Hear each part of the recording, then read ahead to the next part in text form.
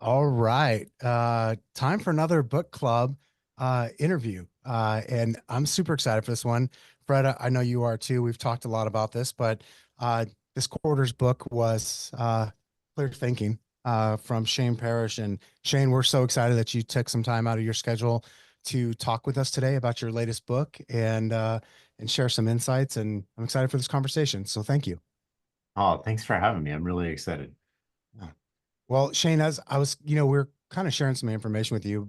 We call it a book club, but really what it is Fred and I, we curate a couple books every year that we really like and people who we think have interesting things to say and things that make us think. And then we just share those. We sort of gift them to some of our friends in our industry. We happen to be in real estate.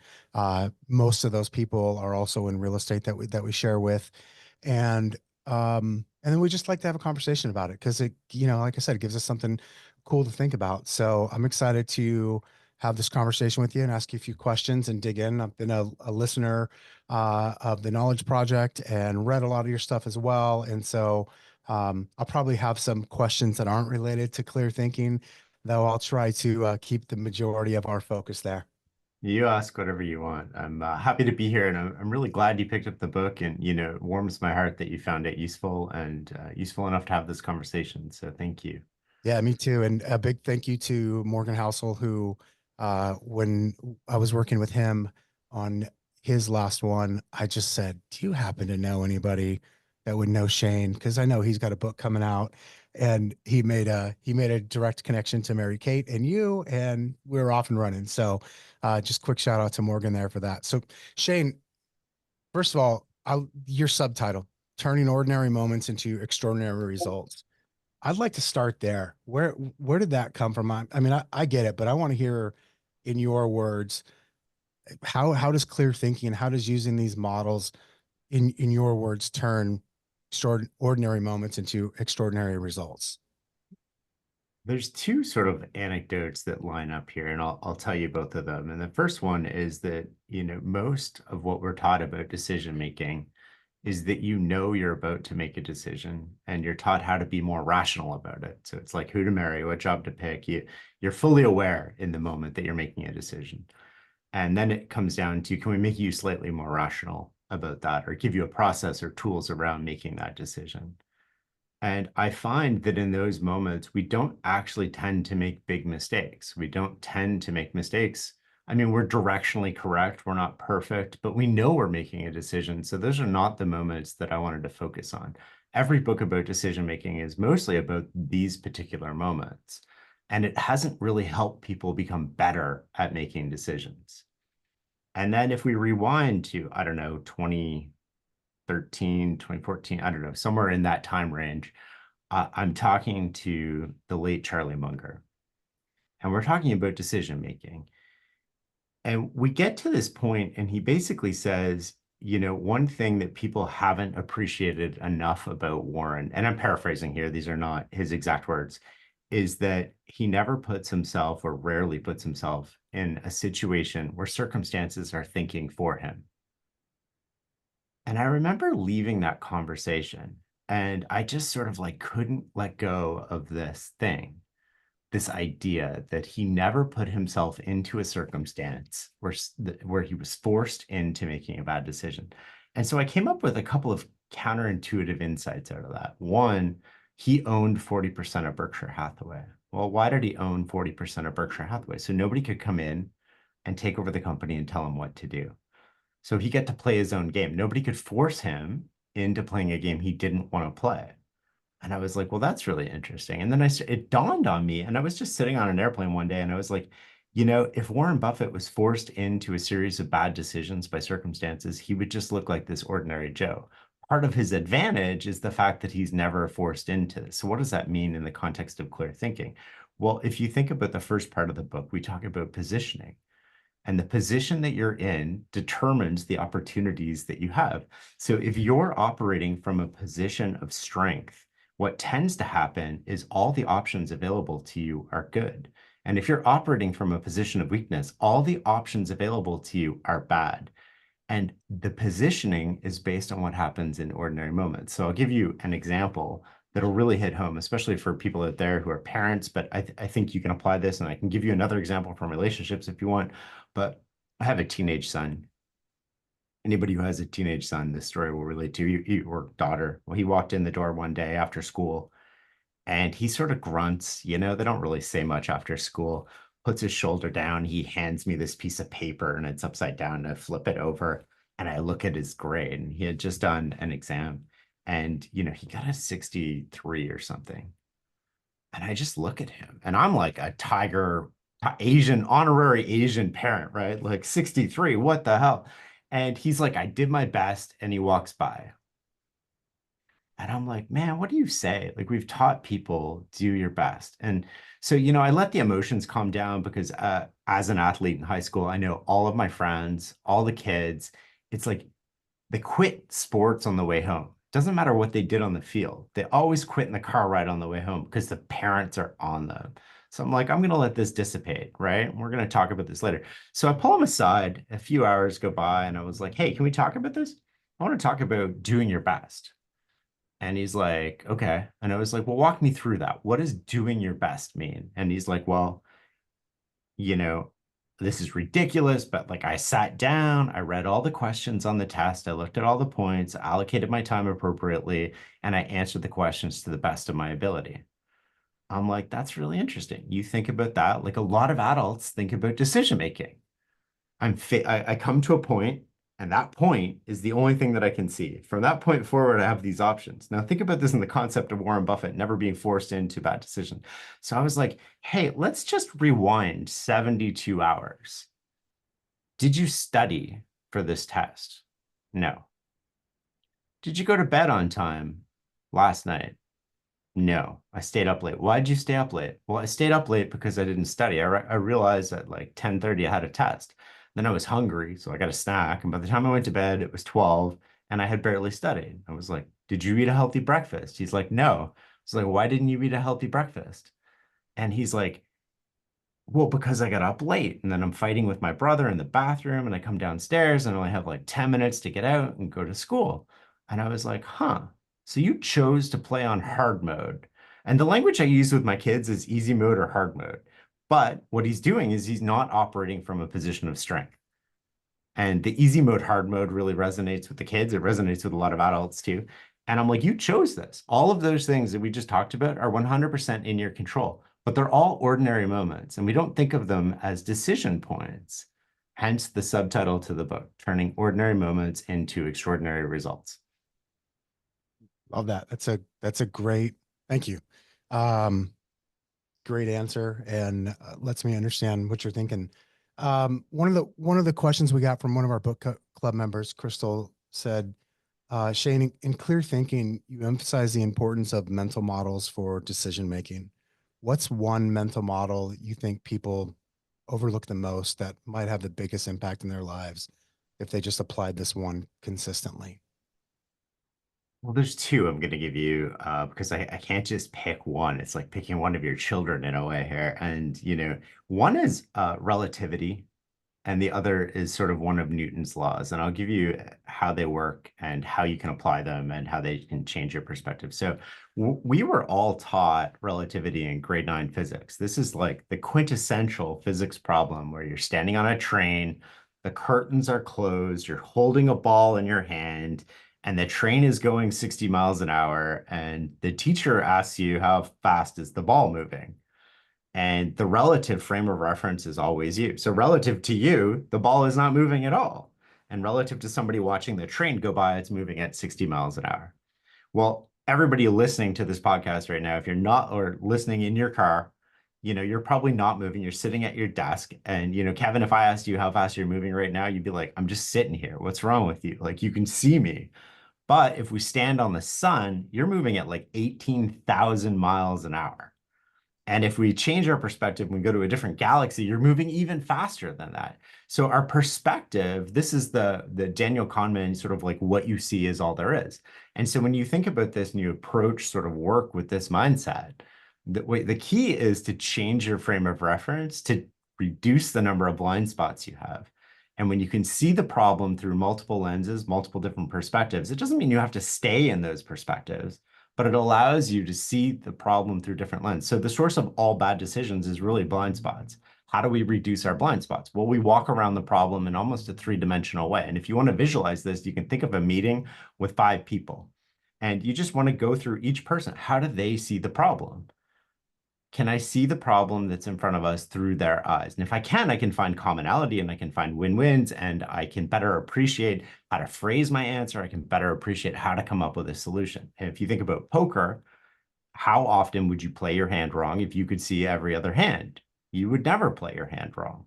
That doesn't mean you're going to win. You just wouldn't make a mistake because you have full information. And so when we think about reducing blind spots, I think about relativity. And if you think about really the source of like Daniel Kahneman studied cognitive biases for all of his life. And I loved him. I had a great relationship with him and I had many conversations with him. And, you know, one of the most fascinating things he ever told me was, I'm no better at making decisions than anybody else. And if you were to bucket all of these cognitive biases into one sort of mental model, if you will, it all comes down to relativity. It's all frame of reference. We don't have the right frame of reference into the problem. And the other one I want to talk about is sort of Newton's second law, which is for every action, there's an equal and opposite reaction. Again, something we learned in high school physics, but this applies to life so well. We all know somebody who's sitting back and they're just waiting for the opportunity, right? They're waiting for the world to recognize how deserving they are. They're waiting for somebody to recognize how much potential they have. And they're just sitting away and they're drinking away their sorrows and they're complaining about the world not giving them what's due to them.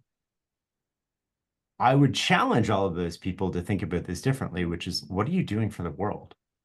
So if I take this glass of water and I put it on the table, the glass of water exerts a force onto the table exerts a force back onto it. So if somebody's mean to you, what do? You're mean back to them. But the secret to life is actually going positive and going first. If you're nice to somebody, what happens? Well, they're nice to you, but nobody wants to be nice first. But we can unlock other people. We can get other people on our side. This is why people say, hey, if you want to accomplish your dreams, help somebody else accomplish their dreams. Well, now we can understand the underlying mechanism with why that works. It works because they get on your side, you help them accomplish something. What do people want to do when you help them accomplish something? They go out of their way to help you accomplish something. They want you to succeed. They want you to win. And you can think about this. You can do a little test this afternoon. You can walk down the street, and we're going to talk about loss aversion in a second. But if you just walk down the street and you smile at the next 100 people that you see, I bet you 95 of those people are going to smile back at you. Two of them are probably going to scowl, and there's probably three of them who are going to think you're crazy and just be like deer in the headlights. And the reason that we don't go down the street and smile is because we don't want the two that scowl. So the loss aversion, the two that scowl hurt us more, we think, than the 95 who smile, and we unlock this possibility. So the secret to life, mental model, go positive, go first. It's the fundamental behavioral algorithm of the world to get people on your side. Go positive, go first. I love that. It reminds me, I think it was a tweet I saw maybe today. Cody Sanchez, she's like, your income is directly tied to your willingness to be rejected. And I think that just makes me think of what you said. Like we're afraid of those two scowls out of 100 people that we smile at, and therefore it stops us from smiling at 100 people, which would probably return, like you said, 95 smiles back to us. I don't want to critique Cody, but I think she's slightly wrong there. It's not your willingness to failure. It's your willingness to look like an idiot.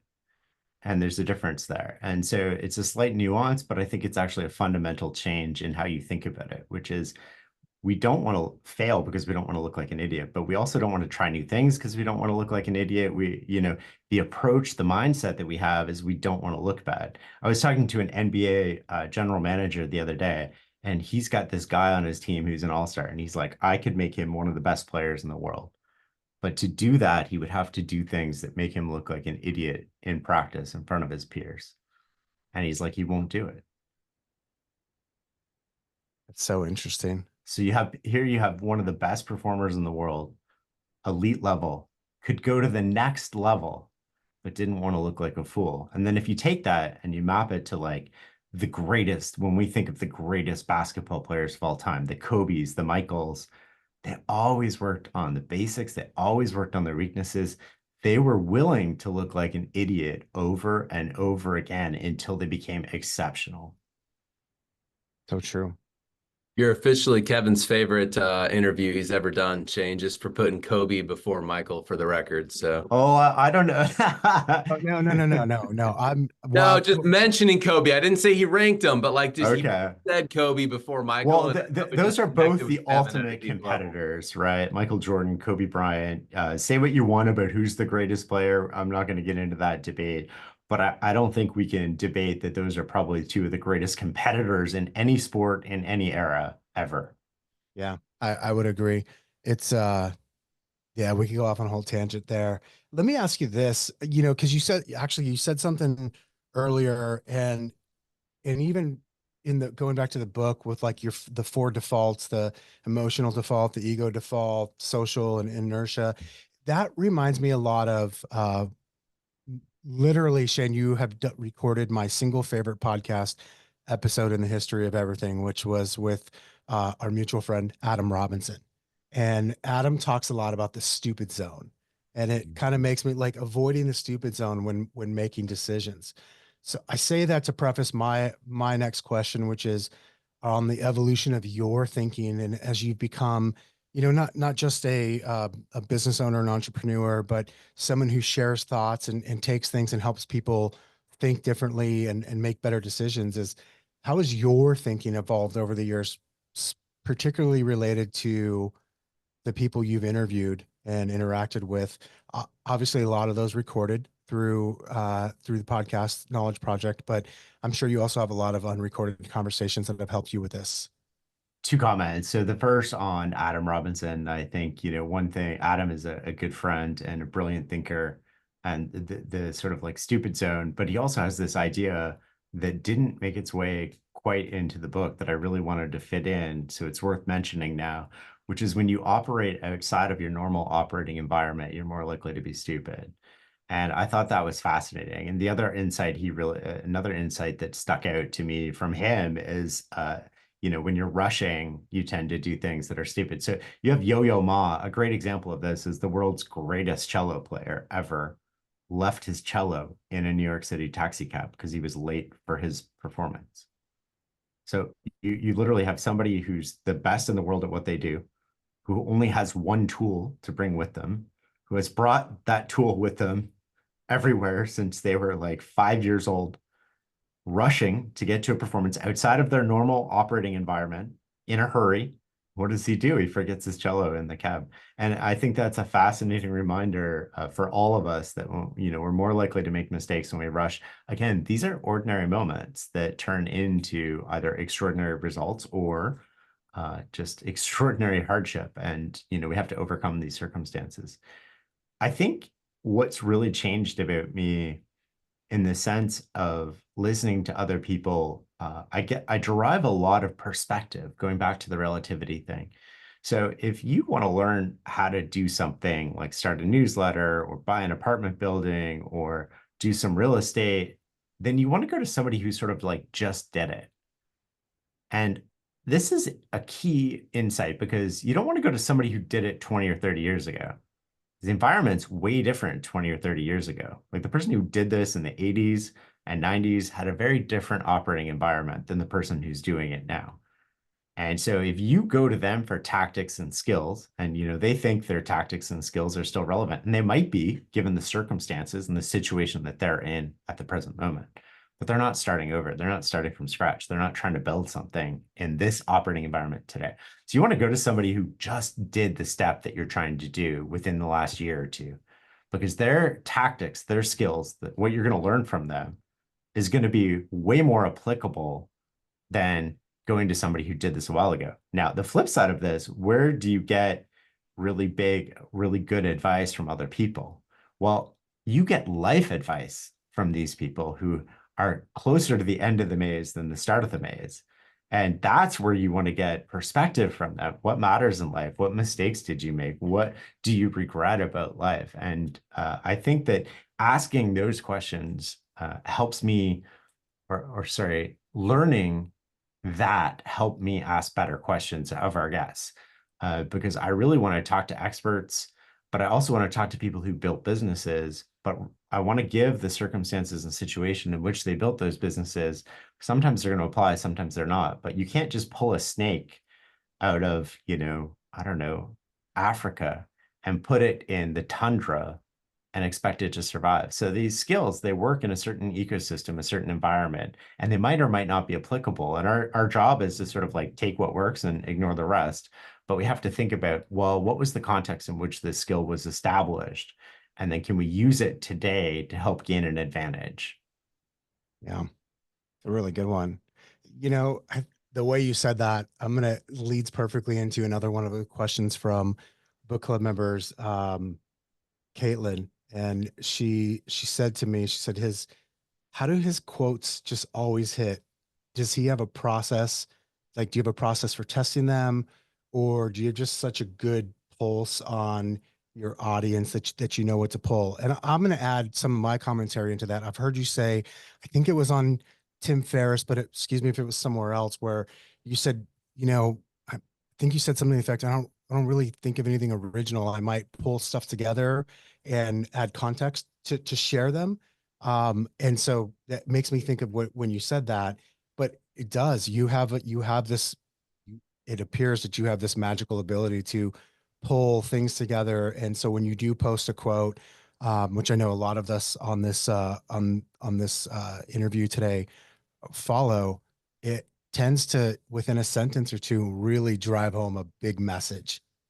Oh, I appreciate that. I wish I was just able to like pull that out of my head and have that impact on people.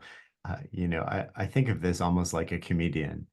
The comedians, the appearances that you see on Netflix, that's all their best stuff. You don't see them testing new material. You don't see all the failures. You don't see all the jokes that they say. Even Jerry Seinfeld, you don't see the jokes he makes that nobody laughs at. Because what he does is in the dark, when nobody's watching or very few people are watching, he's testing his material, he's refining it, he's getting his pitch right, he's doing all this stuff. And then when you watch him, when you pay to watch him, when you get his stuff, you're getting his best stuff. It's already tested, though. He knows it's going to work, he knows it's going to resonate. And I have a similar process to that where, there's a area where I test stuff and I refine it based on feedback and based on sort of like, oh, I would have expected this to do better. Maybe this word can change. Maybe it just didn't hit. Maybe it didn't have the impact I want. And sort of there's like a filtering process for that. And going back to this, I don't have any original ideas. I mean, I would be absurd to think that. I just read a lot, try to connect different things and try to paraphrase things, especially older things, in a way that makes sense for me. And there's a lot of people in the world who are great at coming up with original things. I don't know if I'm one of them. And, the idea I got from Charlie Munger a long time ago was sort of mastering the best of what other people have figured out. And that's sort of the tagline for my life. I'm okay with that. I don't need credit for originality.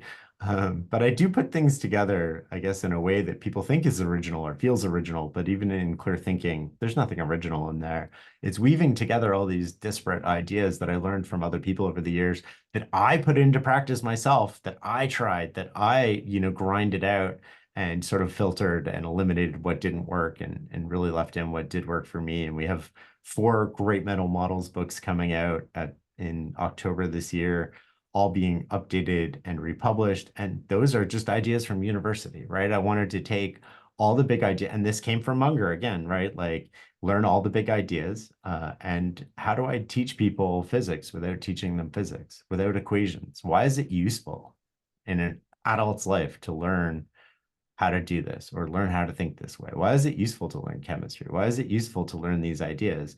Why is it useful to learn how to think? Thinking tools, right? Second order thinking. Why is it useful to know that? How can I make this practical for people in a way that they can put into use and also understand the concept? Yeah, that's really good.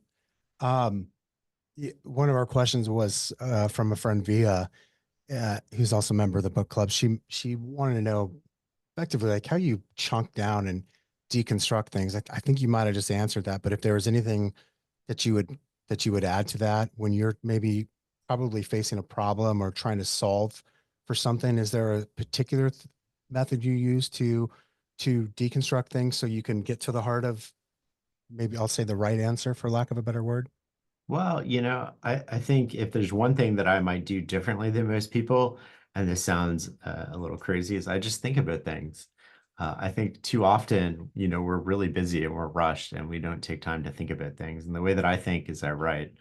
And writing for me is twofold. One, it's a way to reflect, and two, it's a way to think. And whether I write for somebody else or I write for me, and sometimes I shred it, sometimes I burn it, sometimes I publish it. But really, I try to write my way through problems, if that makes sense. And writing for me is it leads me to where to go for more information. When I write something out, I can usually see where I'm getting stuck, where I don't understand something, where I think I'm smarter than I am. I mean, it makes sense in my head, but when I put it on paper, it doesn't always make sense. It's also a way to really generate new ideas and new connections. By writing about something, you actually slow your brain down enough that you're starting to think about things. You give your unconscious time to form new connections with different ideas. And if you're not writing, you're not really slowing down enough because your brain just sort of races ahead. But when you write with pen and paper, you slow your brain down just enough to sort of like not only kick in second rational thought, but you kick in all these, oh, what about this? There's a connection here. Is that true? Is it not true? And then you start playing with ideas in a different way. And so one thing that I've gotten in the habit of doing, or and advising other people to do, is sort of like when you have a big decision, take out a sheet of paper or write out your decision. It's one sheet of paper, write it out in your own handwriting. Either leave it at the office or leave it on your desk at home, go to bed. Come in the morning and read that sheet of paper. Does it still make sense? Is there an area that doesn't make sense? Is there something you want more information about? Did you use language that other people can understand, or are you caught up in jargon and wishy-washy words like strategic and all of these things that are weasel words, right? They let you weasel out of being wrong. So can we get rid of those words? Kids don't understand what strategic means, but would a grade 8 student, understand what you wrote? And oftentimes the answer is no, but you always know the next step at that point in time. Just a quick comment to that, Shane. I was going to ask you about it, but you did a great job there, so I won't tag too much on. But one of my favorite quotes in the book, and I got a bunch of notes from the book, but I have a section that looks like a bunch of lines. But one of the lines that sort of pops out in this big section I wrote down was, "If you want to see whether your thinking is wrong, you need to make it visible." And to be like really like transparent with everybody on here, like I'm not good at that. So I think you just gave me some ideas there to start, right? Like just the 1-page idea, thinking about a big decision. But if there's any, I mean, I guess maybe I would have a follow-up question for you, which is, have you always been a writer? Is that something you had to develop? For those of us that maybe aren't good at writing, admittedly, any tips to get started? No, writing is just one way to do this, and it's not actually how the idea developed for me. The idea developed when I was working for the intelligence agency, and we're making these decisions. And because we're moving so fast and we're in an operational environment, and literally lives are at stake, people go quick. And when they go quick, they don't explain their thinking very well. And I looked at my day and I was like, I'm spending so much time fixing mistakes. Like so much of my busyness is actually just correcting initial mistakes. So I was like, what if, we just got people to explain their thinking, whether that's in writing or verbally. So we started with meetings, and somebody would say, okay, we're going to do this for this reason. And I'm like, okay, well, walk me through that. I really want to understand what that means. And the way that I paraphrased this was not to make better decisions. It was knowledge transfer. And so knowledge transfer is about, how do I learn from you? One day you might not be here, and I need to know how to make this decision because you will not be here. So what am I asking you? I'm asking you what the most important variables are, why you think they're the most important variables, how they interact with each other, what happens across time. And that is how we learn. But it's also, when you get somebody to think about that and reflect on it, it's how they teach other people. But it cements their knowledge, it transfers knowledge to you, and it helps you say, whoa, wait, that doesn't quite make sense with how my understanding of the world lines up with your understanding. And if you think about an operational environment and a quick-paced environment, this goes back to relativity, right? I want to see the problem through your eyes. One of the other major things that I talk about in the book, which is just a small point in the book, but it's made a world of difference. I get emails on this almost every day, which is when you go into meetings, so often people just regurgitate sort of what they're supposed to. You know, you send out this briefing document, or maybe it's a pitch deck for a building or something, and people go in and they basically paraphrase what everybody else always already knows. They'll say it, but they'll say it in their own words. And what they're doing is they're signaling, I belong in the room, I did the work, I'm here. Do they really consider it? I don't know. This is why Amazon starts their meetings with, no, we're going to sit here and we're going to read for 30 minutes so everybody can read deeply and think deeply about the problem, because you probably just skimmed this for 5 minutes and now you're coming in. We got to make a decision on this. So I came up with this really interesting insight, which is like, what if I change the signaling to information I don't know about the problem? So going back to relativity, I see the problem in my way. What am I trying to get? I'm trying to get better information. Why am I trying to get better information? So I have fewer blind spots. And what does it mean to get better information? Well, it means I want to see the world through your eyes. I want to see what you see about this problem that's unique to you. So I flipped it around and I was like, okay, nobody can talk unless they tell me what they see about this problem that they think nobody else in the room understands. And just changing that, it illuminates your thinking, right? Like, so now you start to get into actual thinking. So there's multiple ways to illuminate your thinking. Some people don't like to write, but you can find ways to articulate it. Not only you can, but you can articulate it as a team. And when you surface that stuff and you surface it in a team environment, well, now I can go pinpoint stuff. Now I can look at things and I can say, hey, that doesn't quite line up with my idea of the world. And it doesn't mean you're right and I'm wrong. It means now we have a curiosity point. Okay, well, this is where we're going to dive in. You see the world one way, I see it a different way, but I want to explore that. It's not me being right and you being wrong. It's like my idea of how this works is wrong. Your idea of how this works might be wrong. How do we figure out how it actually works? And then that eliminates a lot of these poor decisions that put you in bad circumstances that consume a lot of your time later on. And it also, byproduct of this, it's the most effective thing for knowledge transfer I've ever seen. And we had multi-million-dollar consultants come in and talk about knowledge transfer and all these fancy pitch decks. And at the end of the day, this works better than anything I've ever seen for transferring knowledge in an organization. And if you look at Jensen Huang and how he runs NVIDIA, this is effectively how he does it. He's not using these words and this vocabulary, but what he does is he doesn't want the CEO to have special information. He wants everybody to have information. So what does that mean? It means transparency about thinking. It means transparency about information.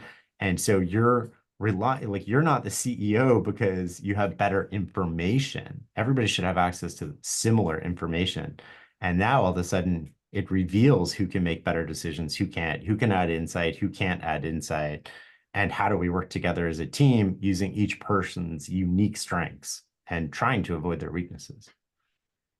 Live question from Via as well, our good friend.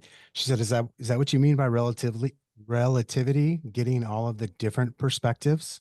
Yeah, so think of poker, right? Which was the example I used. I can see my hand. Well, if I can see your hand all of a sudden, Kevin, and then I can see Fred's hand, well, now I have more information. So more information doesn't mean I have perfect information, but it means I'm less likely to make a mistake.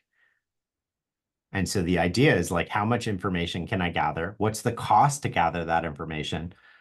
At some point, the cost to gather the information is probably not worth it if the cost is easy. And in the book, I sort of use stop, flop, or no. So you stop gathering useful information. Flop is the first lost opportunity. You're being forced into making a decision because you're about to lose an opportunity, or you know what to do. And I advocate sort of making decisions as quickly as possible or as late as possible. But when it comes to information gathering, that's what you want. You want to see everybody else's hand at the table. And that's their perspective into the world. And, you know, when we're talking about poker, that's the cards in front of them. But when we're talking about work, it's the knowledge that they bring to the table. And if they're bringing the same knowledge as you to the table, that's probably not very valuable. And that's worth knowing as well. Great, thank you. Personal question here. I've got two young kids, 9 and 11. Fred's got a young son as well. And so I've heard you talk about the school, the French only school that you put your kids Oh, into, God, yeah. and the intensity. I'm going to use the word intensity. And I remember the first time I heard you tell that story, I was like, gosh, that seems so over the top. And I wrestled with it. And I went away. I stopped thinking about it for a while. And then I thought about it again recently. And then something else dawned on me. I'm curious, Shane, for people who don't know, you moved around a ton as a kid. I think you had a lot of challenges in your upbringing as a child based on the fact you were always having to make new friends and relocate and all that stuff. Curious how you think you would have done in a school like that.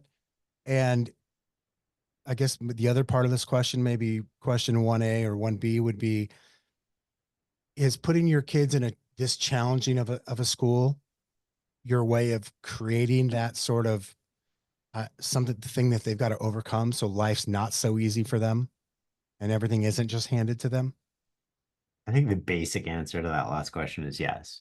And I'll preface this with I have controversial takes on parenting. I use my judgment with my kids, and I expect everybody listening to use their judgment with their kids. I'm not advocating one approach over the other. I say this because after the Tim Ferriss podcast, when I talked about this for the first time publicly, I had more than one person report me to child services in Canada, CCing me on the email that they're like basically reporting me because, I made my kids cry, in their words. So I just preface this whole conversation with that. So as a kid, I grew up with military parents. I went to a different school every year until grade 10 and 11. That was the first school that I went to 2 years in a row. Always making new friends, always moving. I was a terrible student, smart kid, terrible student, lots of potential. And to give you perspective on what my teachers thought of me, my grade 9 teacher wrote in my report card that Shane would be lucky to graduate high school. And she was right. I had one teacher in grade 11 who kind of changed my perspective on things. His name was Mr. Duncan. And, he just believed in me. And because he believed in me, he had high expectations of me.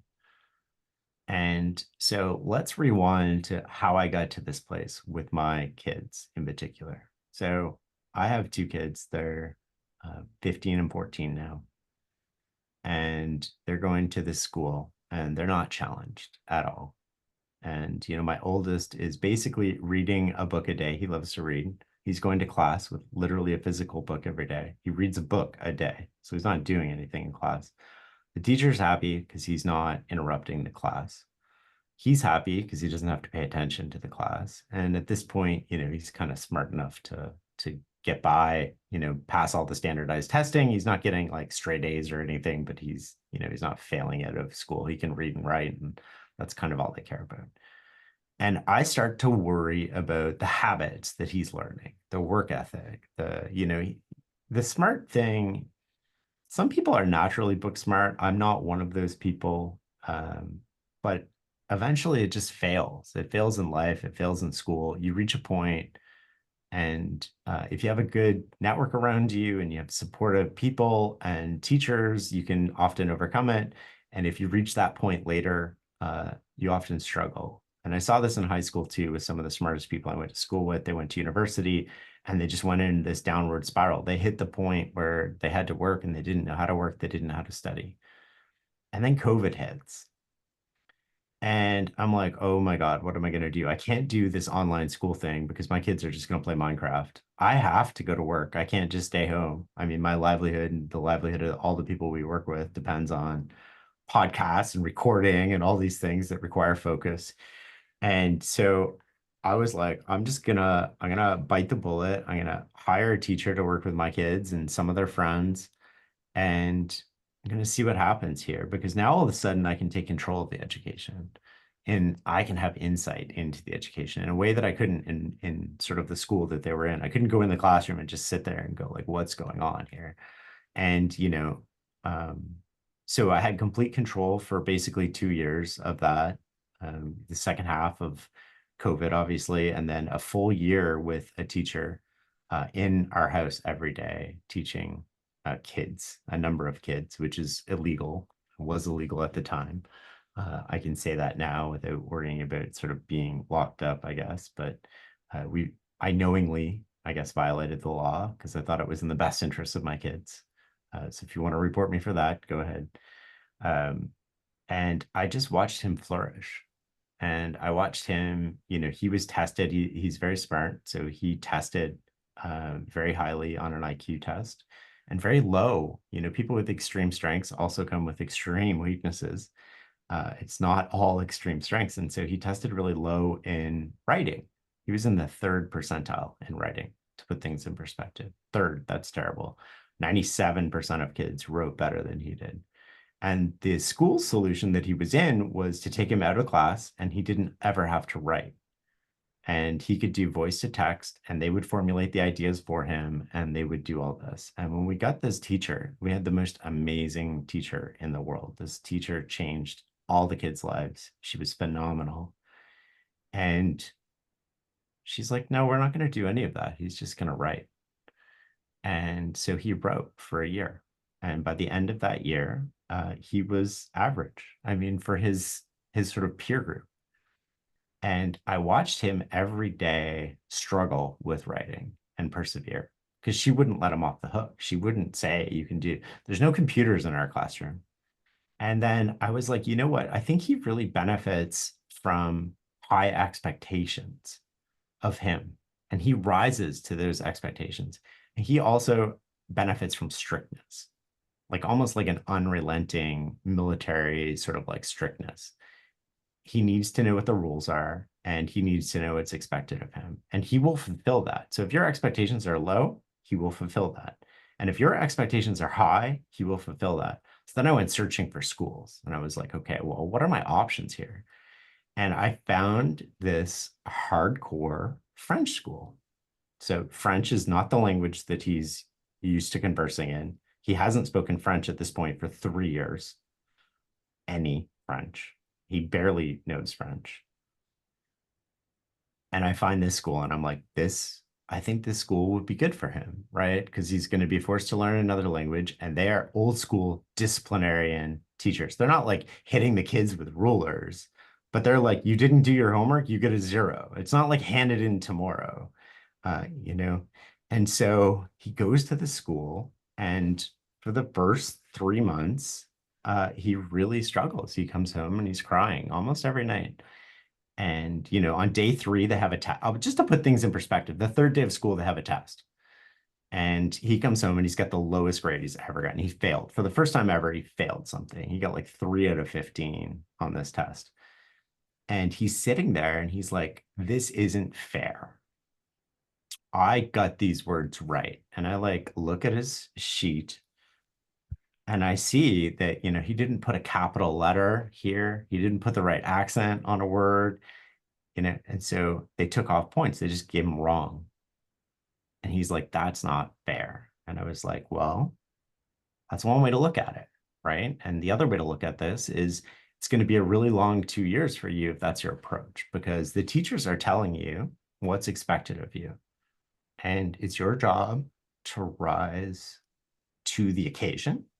Or you're smart enough, you're old enough at this point. Like, I can't make you do that.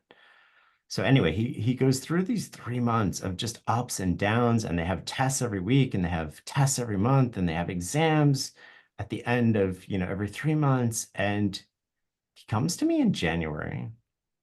And at this point, his grades have sort of settled in. And now he's a better student than he ever was in the old school that he was in.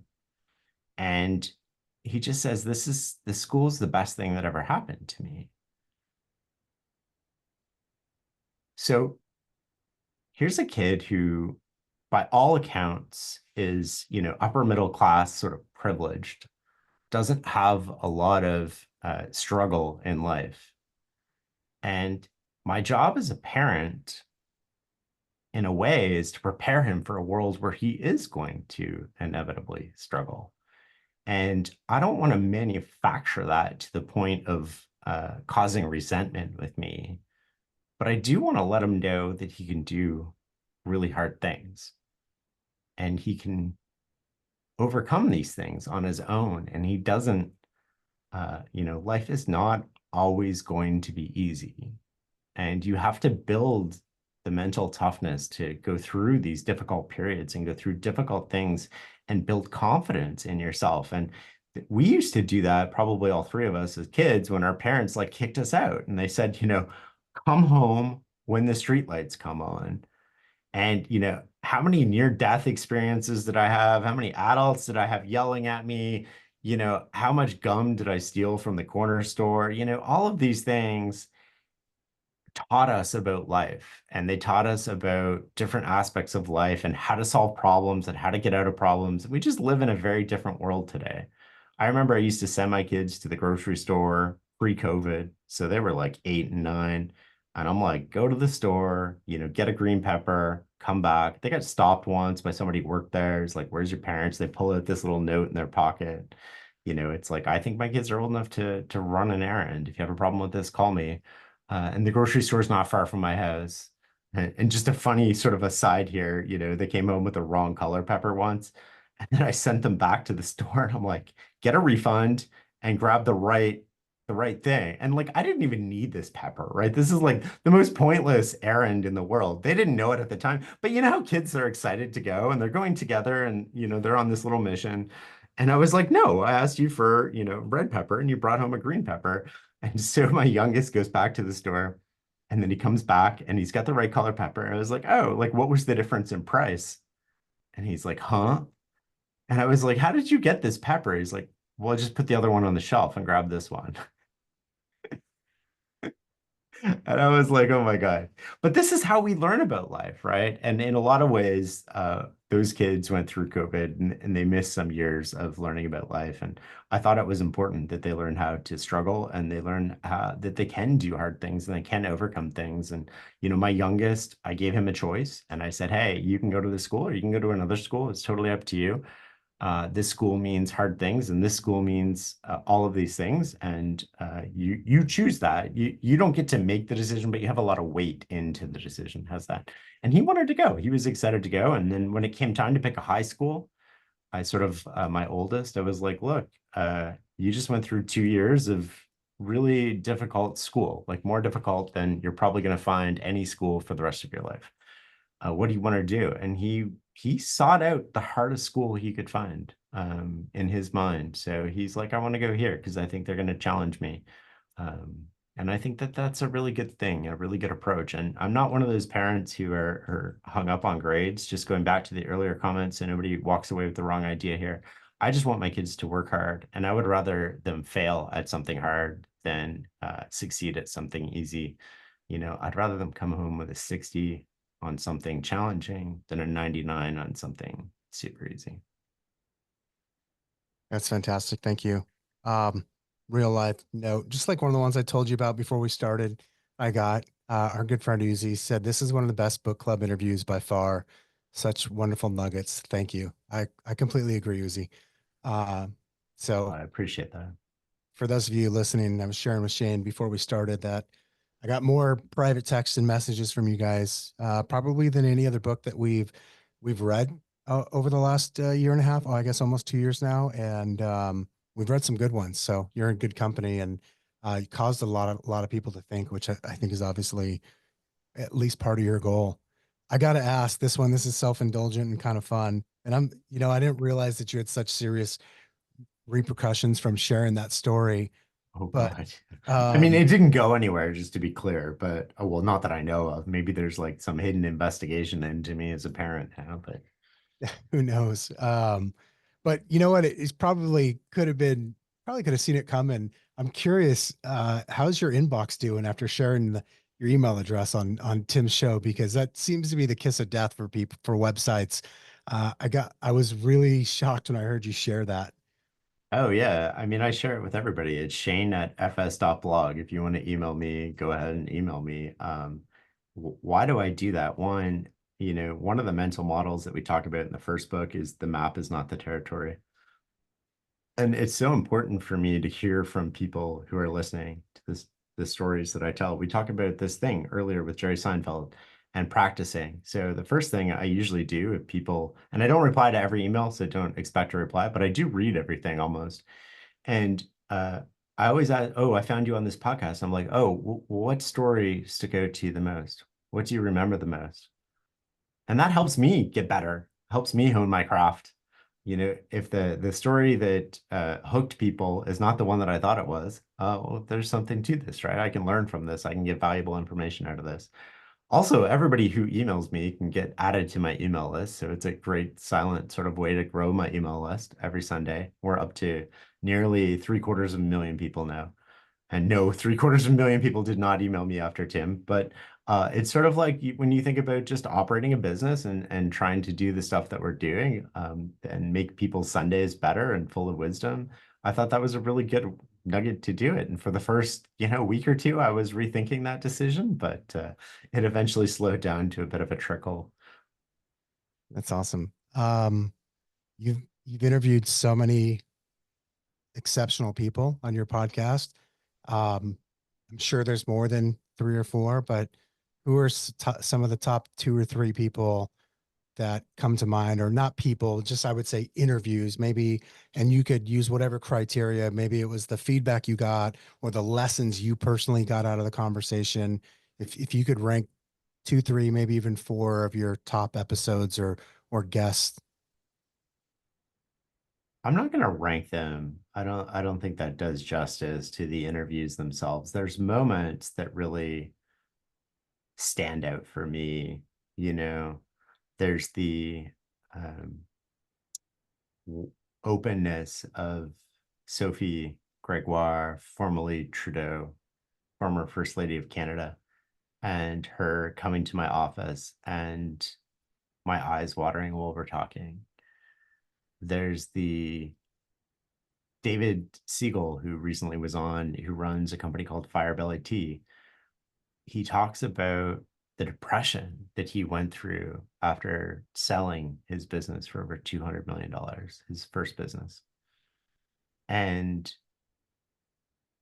I can mention 100 different moments like this from all the episodes. It's not that the episodes stand out for me, it's the moments. Often the episodes that I think are interesting but like very niche tend to be really phenomenal. I mean, I can't predict the success of any episode really. If I were to like guess how many people would listen to it, I would be way off on almost all of them. My test is like, am I interested in this? Am I learning from it? And does it help us become better people or better versions of ourselves? And there's just these memories, recording with Daniel Kahneman in his penthouse in New York. And, now that he's passed away, it just makes me, it just fills me up so much to think about that. There's a little, I won't say it because we're recording, but there's sort of like anecdotes from being there in that moment, live and present with people in person, that just sort of stand out to me that I remember, and the connections that we form with other people. And there's so much good that comes from the podcast, and there's so much parenting, and there's, I'm a better parent because of it. But can I point to one particular episode? No. But I can point to sort of Sue Johnson and Esther Perel, and all of these people have made me a better person. And what I really get to do, which I find phenomenal, is I don't like being on this side of the questions. I like asking the questions. It's so much, it's so much better to ask the questions than to answer them. But I really just love sharing my journey with other people. And by and large, the podcast follows my curiosity. There is no rhyme or reason, very little theme to it, although I'm starting to get more thematic as we go forward, because I really want to go into certain areas and I want to cover certain things. And I'm super lucky that we get to talk to some of the most hard to access people in the world. And um, I only wish that I can record the legacy of other people and just share it with everybody. I believe in equal opportunity, but not equal outcome. And the podcast started as a way for me to make that happen. I remember I was sitting in New York and I was having dinner with a Fortune 50, 500, I don't know, whatever, CEO at the time. And I remember walking away from dinner going, oh, this was only possible because of the people, the audience that Farnham Street has. This is only possible because, and I felt guilty. I was like, well, I'm learning from this, which is great. And I can share that with you. But what if I recorded these conversations? This is back before podcasting sort of blew up. And I was like, what if I just tried to record these things and like shared them with everybody? Because again, I believe in equal information, equal opportunity, um, people who are underprivileged should have access to the world's best information, and people who are privileged should have access to the world's best information. It should be the same information for everybody so that we can rely on how we leverage that information, how we use that information, how we make judgments and our temperament to sort of compete, if you will, to make the world a better place, not compete to acquire. And I got fed up. I recorded, I think, 16 of these episodes, and I was like, oh God, I don't know. This is going nowhere. There's audio problems galore. I don't know how to solve these problems. I don't want to take the time to solve them. And then I'm like, this is my last, I walk into this week and I'm like, this is the last podcast episode I'm going to record because it's already booked. And who is that episode? That episode is Naval. And that episode has been downloaded, I think, 30 million times.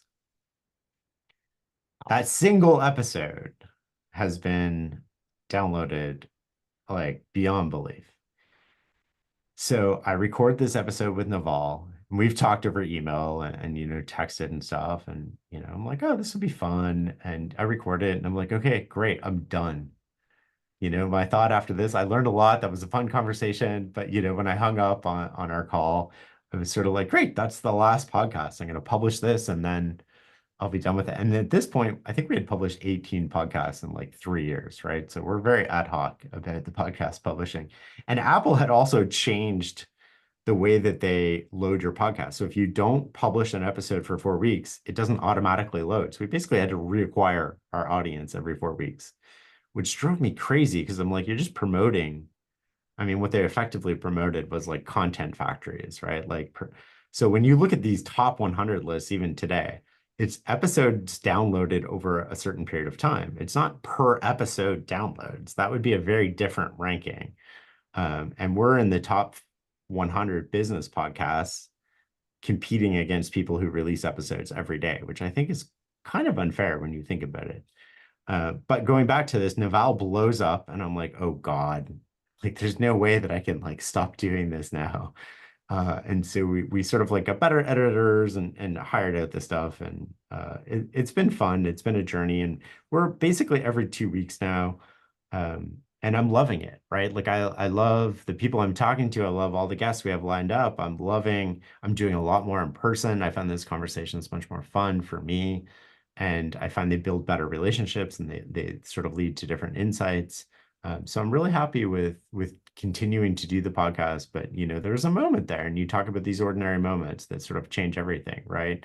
One pivotal podcast with Naval, like how lucky is that? That changed my entire life. And if I think back, there's 4 or 5 moments that sort of changed, and they're all luck. They just sort of like change your entire trajectory. You end up in a completely different place, and it's not because you chose it. It's largely because something happened that was fortuitous. But when you keep grinding, I guess the story here is when you keep grinding and you keep going and you're working on something you love, it pays to be patient as long as you're going in the right direction. That's beautiful. Thank you for sharing that. I wanted to ask you about the number of downloads on the Naval episode. So Oh yeah, it's thanks for crazy. disclosing I think that. we had like 200,000 last month, and this was published in 2017. Like, It's crazy. Well, you've got a hard stop. I'm going to leave you instead of my last question. I'm going to make it a statement and I'll let you go because I know you've got to be somewhere. If there's one thing I would say to improve it, I would love if Shane Parrish read Shane Parrish's next book for the Audible version. So I'm going to leave that as a statement. wait. I want to comment on this Okay. because this is important too. We did that for the first Mental Models book, and every bit of feedback. So I have a distinct voice, apparently. I don't get this, but people say I have a distinct voice, and it's very polarizing. And I can't pronounce half the words because I don't know how to pronounce half the words. It's not that I'm dyslexic. Nobody's ever taught me how to pronounce all these words. So, I learned how to pronounce by reading. And so the number one feedback on that book, The Great Mental Models, Volume 1, the original edition, which is still available on Audible and will soon be read by the same person that reads the other ones. But what the number one bit of feedback is the narration sucks. And I didn't want the narration getting in the way of people accessing the book. I'll leave it with that. Wow. I guess we all have different opinions. Shane, thank you very much. Fred, anything you want to end with, buddy? No, thank you, Shane. Appreciate it. Appreciate your time and your contributions to our group. And thanks for the book, man. Looking forward to following more of your journey and future podcast episodes as well. Thank you guys very much. I appreciate it. And Have a thank good, you for listening, for everybody who tuned in. absolutely. Thank you. Have a good one, guys. Take care.